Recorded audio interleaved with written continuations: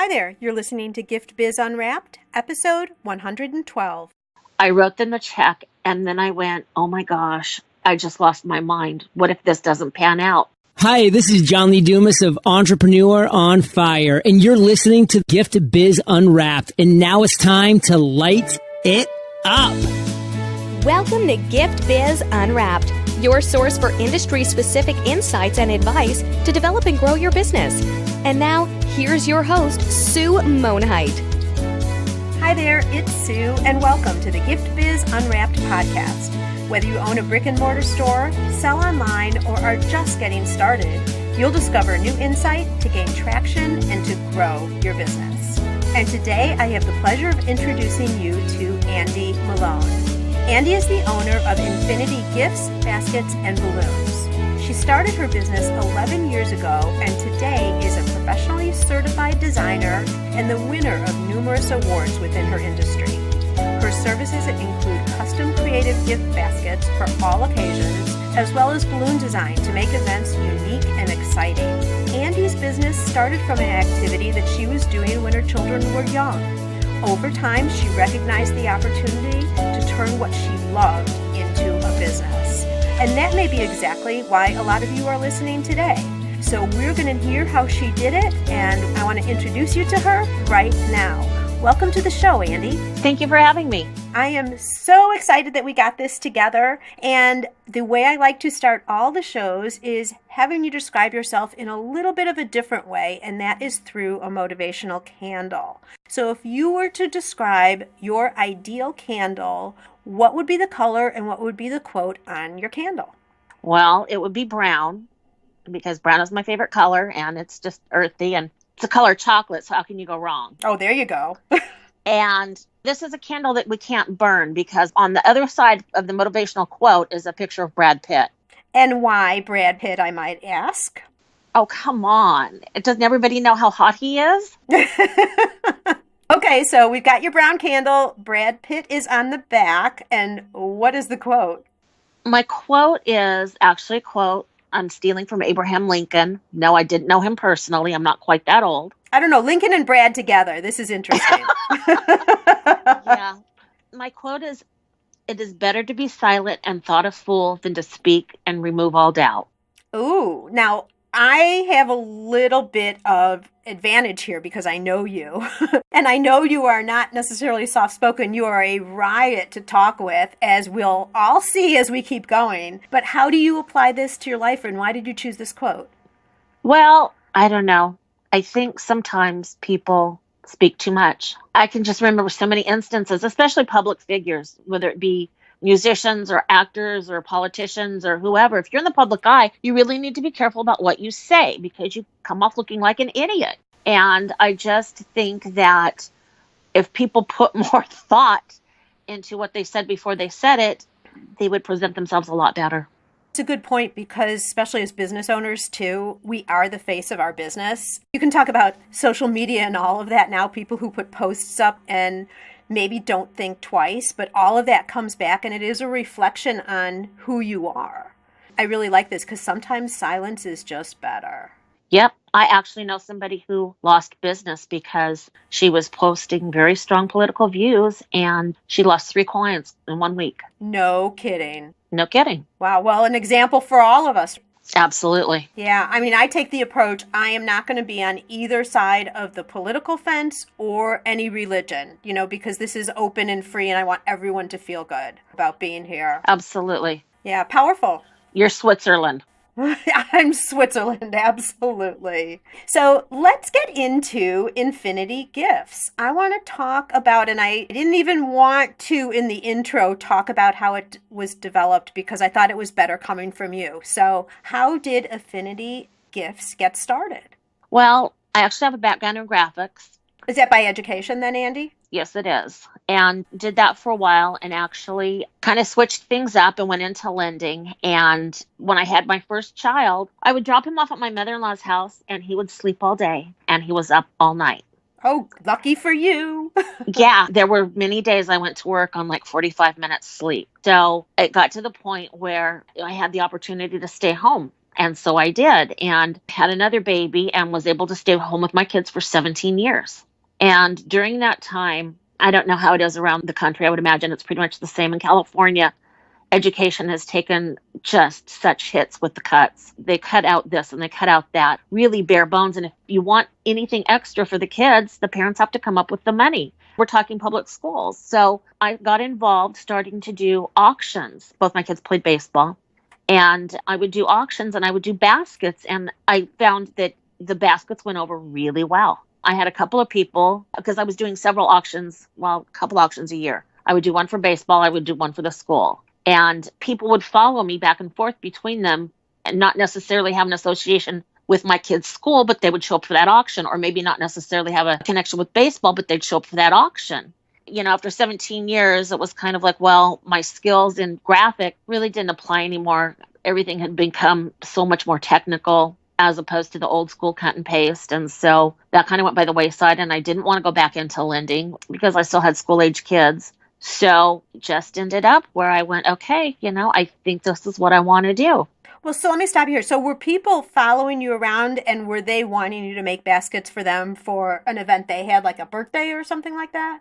No, but they would follow me from auction to auction. I didn't have anybody really request back then, at least that I can remember. But I had several people that had nothing to do with baseball show up for an auction. I had one gal, she must have bought like 8 or 10 baskets. And her son and my son were friends, but her son didn't play baseball. And we're loading up her car. She said, I got this one. My brother just bought his first home and he could use this. And it was a toolbox basket that had tools and tape measures and like picture hanging kits and the stuff you'd need for a new home. And then somebody else was getting married, so she bought a wedding basket. And somebody else had a birthday, and so she bought a book lover's basket. So she had all these baskets going into her car, but it was all for stuff she had coming up that she knew she'd need. And so I had a few people doing that, and I went, wow, maybe there's something to this basket thing. And that's how it was born. So what'd you do? What were the first steps way back then that you did to create a business, or, make the flip into a business? Talked to my husband, and he said, are you out of your mind? And I said, well, yeah. And my parents had a spare bedroom because I'd left home, and I set up in their bedroom and started that way. And I put an ad in the Yellow Pages, and that lasted. I was in their spare bedroom a matter of months, I think, and outgrew it. Needed another place. So then I found a little office type place. It was a mixed use, light industrial office area, and rented 3 rooms and did business out of there for the next 7 years, maybe a little over 7 years. Gotcha. I'm going to stop you here just for a quick question, and then we're going to talk about where you are today. What did you see as the difference when you were doing it as a hobby for the auctions? It was somewhat of a business purpose, obviously, but what was the difference that you saw as you switched from doing it just for the auctions as something on the side to when you turned it into a business? Well, other than the money going to me and not the schools or baseball, I realized how much of the business side I didn't know. Yeah, you can make great baskets all day, but if you aren't really dialed into the business side of it, you don't have a very good chance. You just don't. And you have to treat it like a business. And what did you do to do that, to learn? Because you were saying you didn't really have that business in the beginning. No, I didn't. I started going online and researching, trying to find vendors, and researching, trying to do promotions and how to, on a very tight budget, get yourself out there. I joined the Chamber of Commerce, and funny story about the Chamber of Commerce, I wrote them a check, and then I went, oh my gosh, I just lost my mind. What if this doesn't pan out? And second guessed myself for the next 2 weeks. And then I got a call from the chamber that said, there's a woman in Louisiana whose son is here in Ventura. He's having a birthday. She wants a gift basket. She's going to give you a call. I said, okay. So she did. And the funny thing about that is what she spent on the gift basket was exactly what I wrote the check for my chamber dues for. No way. Yeah. So that's like the universe smacking me in the head. Yeah. Smacking me in the head saying, you did the right thing, kid. Keep going. Awesome. I was just going to say, since we're on the chamber, do you have any feedback or comments about your participation in the chamber for people who are in your situation that you were in back then, but they are there today? Like, do you think a chamber is a good first place of contact to get your name out? I would say because your audience is so vast, I don't want to make a blanket statement and say, yeah, absolutely. I think that some chambers are more active about promoting their members than others. So I would say go check them out before you join them. Most chambers have something that you can attend before you make that commitment, before you write that check, whether it be a breakfast or whatever. And then if you do decide, if you're a brand new business and nobody knows about you, go to absolutely everything you can, which is what I did. I went to the chamber breakfast, which is once a month. I joined a networking group, which was twice a month. I joined the ambassadors, which again, the meeting was once a month. And then you participated in ribbon cuttings and that kind of thing. So it's not just you write that check and you're a member of the chamber and your name is listed somewhere. You have to get out and be active. You have to meet people. Absolutely. And that's the way you're different from anybody else who's in a similar industry as you are, because people buy because they like you. They know you as a person. They have some type of connection, and they're going to then buy from you. And the only way that can happen is if you're getting out. So great information, in terms of the chamber or anything else, but something that is face-to-face in the community, no matter how scary it is. Absolutely. Know anybody when you go in, but it's not going to take long. They generally open their arms and embrace you and welcome you, and they want you to succeed too, because think about it. If your business fails, they don't have your membership fees. Good point. And you also have to remember that everybody was in that place in the beginning where they walked in and they didn't know anybody. And hopefully any event that you go to, people are sensitive to the newcomers and actually want to know them, because that's a whole nother set of contacts for them as well. So it works both ways. Absolutely. Since Andi's been talking about chambers and networking here, I want to pop in and ask you a question. Do you know that you should be out networking, but you just can't get yourself to do it because it's scary? Are you afraid that you might walk into the room and not know anybody? Or that you're going to freeze when you get up to do that infamous elevator speech where you talk about yourself and your business? Well, I'm here to tell you that it doesn't need to be scary if you know what to do. To help you with this, I would like to offer you a coffee chat. For the price of buying me a cup of coffee, we can sit down through an online video and I'll tell you everything that I know about networking and how I have personally built 2 multi-six-figure businesses primarily through networking. You'll walk away with a solid understanding about how networking can truly grow your business. And you're going to have newfound confidence because I'm going to give you 10 fill-in-the-blank templates that you can use for your introduction message. To learn more about this opportunity, just go over to bit.ly/network ninja. That's bit.ly/network ninja. And now let's get back to the show. Let's get to where are you today, Andi? Let's talk about your business as of today. Well, I have a brick and mortar store now. Yay! And you moved in how long ago? It'll be 2 years in June. So exciting. Yeah. And, a big learning curve too. Even though I had worked retail before, it's completely different when you own your own place. How so? You are responsible for everything. You're not the employee that gets to come in and do your shift and leave. And you're the guy that's got to make sure the bills are paid. You've got to make sure that you're aware of whatever the next upcoming holiday is, what's going on in your town, when and where you can promote. It's just a whole different ball of wax. Are there any surprises that you had when you transferred? Because you had a production studio before. After having the empty bedroom in your parents' house, then you had more of a production studio. What surprises or words of advice or anything that you'd want to share with someone who's considering making that jump to a true traditional brick and mortar store? Were there any surprise costs that you weren't anticipating? Yeah, I had to redo the floor. The floor was from the 1950s. It wasn't asbestos based, thank goodness, but it was old and crummy and crumbled when they were removing it. I hadn't anticipated. I had thought I could go over it, which would have been much cheaper, much easier, and much faster. That wasn't the situation. The situation is they had to take it down to the concrete. In the process, there was, I think, 2 different layers, but they also had to get up all the old glue. They actually had to sand my concrete down so that I could paint it. It was just a mess. So that was a huge surprise. Other than that, again, until you jump into it, you don't know. I was a little delusional. I thought that I would have time where somebody could be running the store in the front and I could spend time in the back and just design and take care of, the other aspects, the bookkeeping and all that. And that's not the case. I have control issues. You personally? Oh, yes. Why does this not come as a surprise to me, Andi? Because you know me. Because you don't want to give up the control of interacting with your customers? Everything. I, even for a long time, didn't hire anybody. I think that's a challenge we all face, especially if you're a creator because your product is so much ingrained in you. Yeah. Well, my assistant now picks up the stuff and I was so lucky to find her, and she's been with me over a year, and she gets me, which is really important. She knows I have control issues. So it's funny because she'll come in and like twice a month, I still do the networking meetings through the chamber. And so she'll come in and clean and then she'll play around. And it's funny because I'll come back and she'll always say, now, if you don't like it, you can change it. And I just laugh because it's like, of course, Jill. But do you, or do you let it be? Sometimes. Oh. Sometimes I let it be. And sometimes I'm like, no, can't do that. No, that will keep me up at night.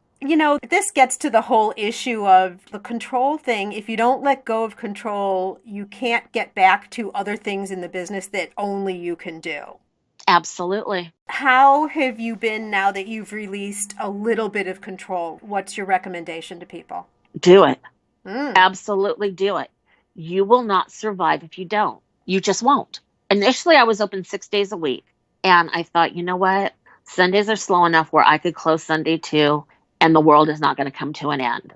And so I have been taking Sundays off for about a year now. And it's nice because I've got Sunday, Monday off. But I wouldn't be able to survive. I would have gone nuts probably a year and a half ago. So you have Sunday, Monday off. Is the store closed or is there someone else there?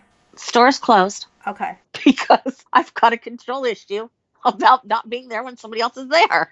Well, here you go, Andi. At least you identify your weaknesses, right? Total control issue. Oh, wait. Is that a weakness? I thought that was a strength. I guess however you want to look at it, because in the end, your business is what you want to create it to be. And you want to do things that are going to bring enjoyment, make you feel satisfied. And a rule book and a direction guide is just that. You have to take those things and make them work for you. So if this is working for you, then Andi, then it's all good. Absolutely. And at the end of the day, your business is a reflection of you. And that was probably the biggest challenge with hiring somebody. Yeah, but I would also say with a retail shop, and I have seen so many stores shutter for this reason alone. If you have a retail store, you kind of forget that you have to be there when the store opens and closes or have someone covering there. Absolutely. You cannot. We've had just even in my hometown had several stores where a small business owner decides they're going to open up, but then they want to go to a networking meeting in the middle of the day. Well, you need some coverage then. You just can't close and say, I'll be back in 2 hours.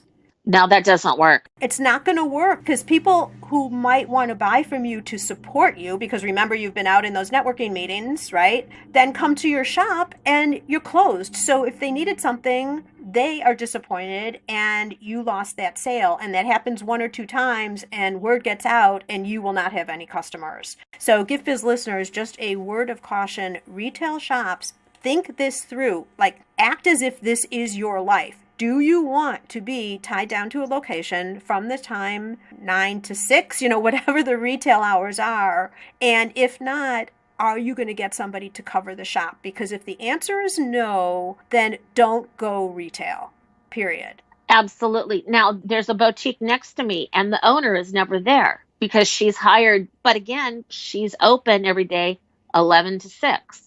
Yeah, so the store is still open. Access to the product and to buying is still there. Absolutely. Otherwise, why have a store? Exactly. All right, super. Andi, we're going to move on a little bit. Are there any other challenges that you've had as you've been putting together your business that you think would be good information for our listeners to hear? Unfortunately, we had a pretty serious family crisis, and I ended up 5-6 days a week having to go to LA to deal with what was going on. This was a lifestyle emergency and you had to figure out how to balance the business with this personal emergency. Yeah, this was prior to opening the store. So you were in your production studio at the time. I was. That was good. Thank God for that. It was, but the flip side of that is I was barely able to take care of the clients that I had, let alone get any new business. But family comes first. That's just the way my family is wired. Family comes first. Absolutely. So this went on for almost a year and my business did suffer. And so when everything was said and done, my business took a really big hit and I almost had to start from scratch. At that point, okay, either you fold up your tents and you leave, or you really get down to business and you bust your butt.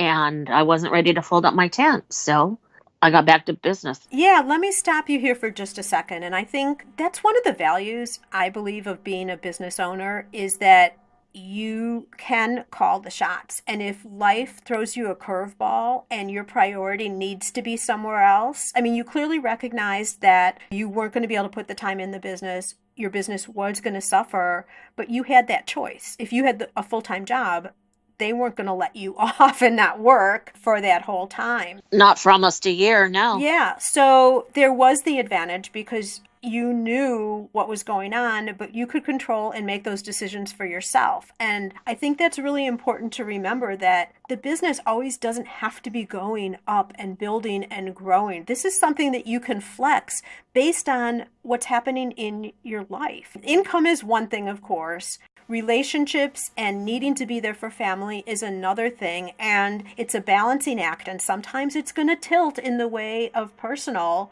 which is fine. That's your prerogative, and there's nothing wrong with recognizing it and knowing that's happening and let it go that way for a while. And I was very realistic about what the consequences could be. Mm-hmm. I wasn't delusional. I didn't think that I was going to be able to pick up and carry on from where I had been. I mean, like I said, it was almost a year. And I did lose business.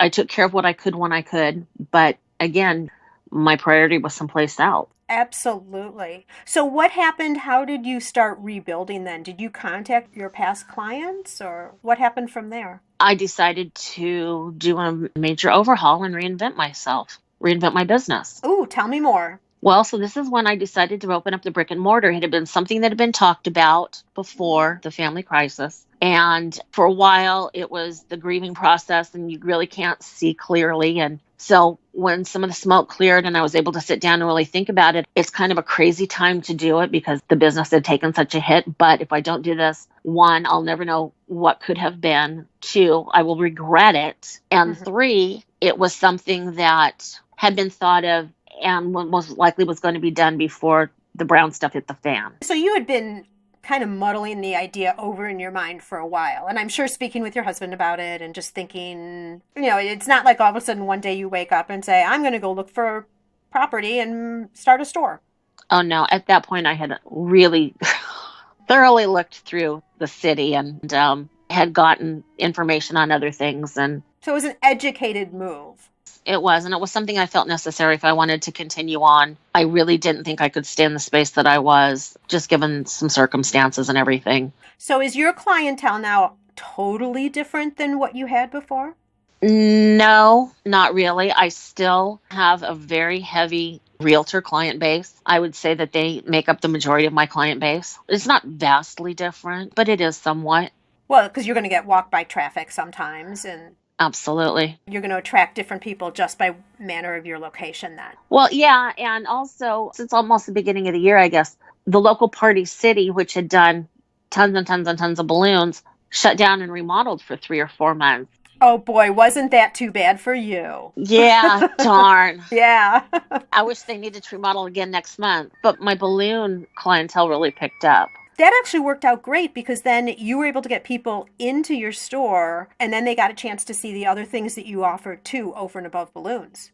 I'm not knocking Party City, but they don't do anything extra. They blow up balloons and that's kind of it. They don't do curls. They don't do stacks. They don't do a lot of different things. So it was nice in that I got to be a little bit more creative too. And this is a great idea and a tip for our listeners because if in your community there is somebody, a store that's closing that provided a service that you also provide, or somewhere something that used to exist no longer does, that can be a great opportunity, just as Andi's talking about with the balloon example here. Or, if your clientele, something else, we're bringing in some custom t-shirts and custom mugs. And the whole mug thing started because it wasn't that nobody else in town does them. It's just that, I had these clients and we were trying to make as big of an impact as far as their branding on their gifts that they were giving. And I would ask, okay, so what do you have that we could incorporate in this? What kind of collateral do you have we can add? And well, I have pins. Okay, Oh, yeah. Everybody has pins. That's not going to make a huge statement in a basket, let's be honest. In a gift basket, unless it's a pretty small gift basket, it's not going to make a huge impact. And, I was like, gosh, you don't have mugs? No. Can you do mugs? No, I don't do mugs. I'm sorry. And I did have a couple of people check it out. And it was like, in order to make the price affordable, you had to order 72 mugs. And so now you're doing custom 1x1s, or how's that working? No, there is a minimum with me also, but it's not 72. Good, right. Which is important because you don't want a single customer coming in making a single mug. I'm thinking price-wise, that's not going to be worth your time either. So you've somehow figured out what the minimum was that would be good for you and then also fill a client need, especially your corporate clients. Actually, though, I will do one-offs because the margin is very good. And it's priced differently. Yeah, it is. So if somebody wanted a Mother's Day mug with a picture of them when they were 3 with their mom and it to say, Happy Mother's Day, Betty Joe, we can do that. And we're not opposed to that. But before you do anything new, you need to figure out what kind of margins you're looking at and what kind of investment you have to make before you do that. Because I needed to buy a sublimation printer. I needed to buy a mug press. So there are costs involved, but the way I rationalized it, I actually took a mug job before I had the mug press. I took the order and knowing that order was going to pay for all but $39 of my mug press. Got it. Well, now I understand because you're not jobbing this out. You are doing it on site. Yes, absolutely. Got it. And that's how your margins can be as great as they are. Gift Biz listeners, what Andi's talking about is know your numbers. Did you hear what she was just saying? Is, she figured it all out. She got in the equipment. She got in jobs that she knew she could pay herself back with. And now it's a huge opportunity for her as she moves forward.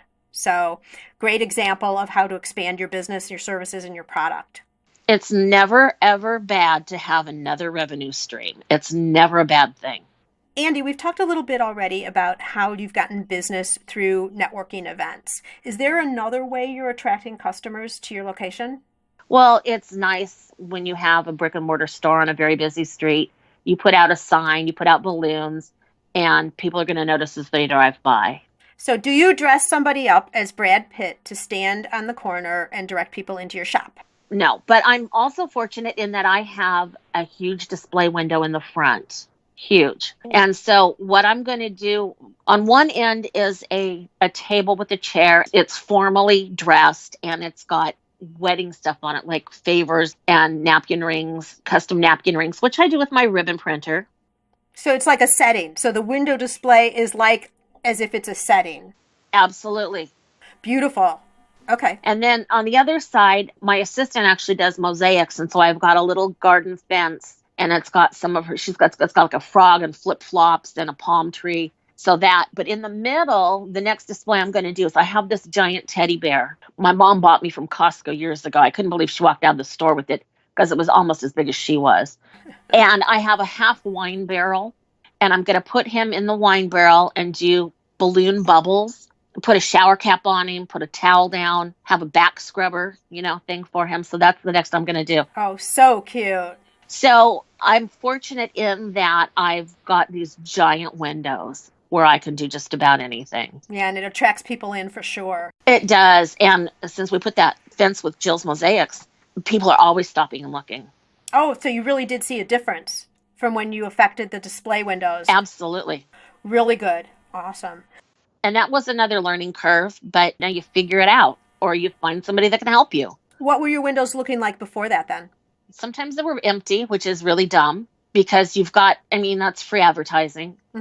I did balloon stuff. I did other things, but doing more of a store display kind of thing that you would see at a department store seems to be attracting more attention. All right, so Gift Biz listeners, another great piece of advice. If you have a brick and mortar shop, use any opportunity that you have to display your product. Andi's fortunate because she's got beautiful windows, and I've seen pictures of your shop. I haven't been out there yet, Andi, but I've seen the pictures, and so she has a great display area for that. Another option, if you don't have windows, is to do one of those boards that you can put right outside of your shop, to welcome people to come on in. Check with your city, make sure that that's allowed, but you aren't just stuck. If you don't have windows like Andi does, that doesn't mean you mark it off your list. What other types of things could you possibly do to draw people in right physically on site as they're passing by your entrance? And as Andi's talking about, she has seen increased sales when she made an adjustment doing that. What were you going to say, Andi? I think that if you're going to look for a brick and mortar place, I know that display windows were really important to me. You also have a product that is conducive to that. So it makes sense that you would do that. Yeah, even if you have a little display window, there are different ways that you can attract attention. One of them is to make sure that you've got something in that window that's got some movement to it. Oh, good point. That will attract. But be aware when you're looking for a retail space that you need something that's going to attract attention, and display windows are perfect. Right. I know our bread shop right down street side from my building here pipes out the scent of the bread baking. So if you are in the baking industry or you have any sense that you could pipe out, or, some people even just put bowls of water for dogs going by. Yeah, they do that a lot downtown. Yeah, anything that makes someone stop. So get creative with that. It's a huge opportunity. And obviously with brick and mortar, you're carrying a lot more cost. So anything little even that you can do to draw attention to your business is going to help you out in the long run. Absolutely. All right, Andi, we're going to move now into our reflection section. So this is another look at you more from a business angle. What do you do day to day so that everything gets done? If there's one natural trait that you would say you have besides your love for Brad Pitt that you call upon every day to keep you motivated and energized and being willing to delegate from time to time, what would that be? I have no idea. You have some type of a trait. If not, I'm going to just pull one out and embarrass you. So you better think of something. Green eyes. All right. Unsuccessful. No. All right. So I'm going to give you your trait. Okay. Andi has such a way with words. And I know this because in a lot of I have to say they're private, so not everyone can go in and listen and hear what she has to say. But she draws so much attention to some of her posts and her comments because she's so theatrical in the way she talks. So that's an ability of hers she has. She brings these crazy words in. She brings levity to many different types of situations that she encounters day by day. And the big point there is it brings eyes to her and her business. So I don't know if you're doing this or not, Andi, but like on Facebook or any other social media sites or in person when you're out at meetings, if you have that ability to spur the moment, add levity, tell a story, those types of things, that helps attract people to you. And Andi does this in our social media groups, especially the Facebook groups, what I was talking about earlier, beautifully. And she has a style unlike anybody else. So Andi, I'm telling you right now, that's your trait. Okay. Good to know. Yep. Well, it's so true. And a lot of people listening are going to say that's absolutely right. I know that. All right. Talk about a tool or something that you're using every day as you conduct your business. My phone. Okay. Talk a little more about that. My phone is like an extra limb. Are you an iPhone or an Android person? Oh, I'm an iPhone girl. Okay. Me too. So Facebook, Instagram, my vault. I have a vault on my phone that has all of my vendor login passwords and all that kind of stuff. I could not function. I take photos of my baskets or balloons or whatever with my phone so that I can post on social media or whatever. My website isn't up right now. It's under construction, but the photos that I'm taking are also for the website. I will be dealing with my website, once it's up, from my phone. My phone is my most valuable tool. I could not run my business without it. I run credit cards on my phone. I had the iPhone 6 Plus and I only had 16 gigs. When the 7 Plus came out, I told my husband, I said, I have to go for broke. So I got 128 gigs because I was tired of having to dump photos because almost all of them were business photos. I was tired of having to dump photos so I could take another photo. I understand that. So I always say that someone can steal my car before they steal my phone. Are you in the same boat? Yeah. Take the car, clean it, please. Clean it out, wash it. Vacuum wouldn't hurt. Yeah, just no one be touching my phone. No, because that's probably, I won't even wait for the police to come get you. I'll just knock you out, take my phone back. Couldn't function without it. I just could not function without it. Yep, I totally agree with you there. Let's talk about any other places that you go to continue educating yourself. Is there a book or something else that you would recommend for our listeners? Well, I would say obviously look in your industry to see what information you can get, and then go for the general ones like how to promote a business or how to promote a business on a shoestring or those types of things, because ultimately you're going to have to promote. It doesn't matter what industry you're in, you're going to have to promote. So absolutely line up what you can do and how you can do, and also maybe how you can do it differently. I try to be out of the box all the time, which is kind of easy for me because I don't really think, I don't know, somewhere along the line, my thought process just seems to be so much different than everybody else's. And that's worked really well, but try to do that. Try to think out of the box, because what you want to do, the most important thing is to set yourself apart from your competition. And you better know your competition. You better know who you're competing against, because if you are copying them exactly and you are not setting yourself apart differently in any other way as far as the product, the service, the price, chances of survival aren't going to be very good, especially if they were in business first. Absolutely. Know your competition and do whatever you can to set yourself apart. Perfect. Is there any book that you have read in the past that really helped you to get where you are? Gosh, I don't know. I've read so many. I've got a bunch of gift basket books. I've got a bunch of gift basket DVDs. I've got a bunch of balloon books. I've got a bunch of balloon DVDs. In fact, Saturday was kind of quiet, so I watched a balloon DVD, and now I have a different way to make palm trees. Oh, interesting. And that's nice because you are a professional, but you're still learning, attracting different ideas and all of that. I'm sorry. It doesn't matter how long you've been in business. If you don't continue to learn, you go stagnant. Totally agree with you there. So, Gift Biz listeners, I think Andi is recommending that you go check out other books in your industry, or podcasts, I might say too. Yes. And just as you're listening to the show today, you can also listen to audiobooks with ease. I've teamed up with Audible for you to be able to get an audiobook in your industry for free on me. All you need to do is go to giftbizbook.com and make your selection. Okay, Andi, dun dun dun, it's time for you to dare to dream. I'd like to present you with a virtual gift. It's a magical box containing unlimited possibilities for your future. So this is your dream or your goal of almost unreachable heights that you would wish to obtain. Please accept this gift and open it in our presence. What is inside your box? Oh, look, Brad Pitt. I knew you'd be consistent there, Andi. Yeah.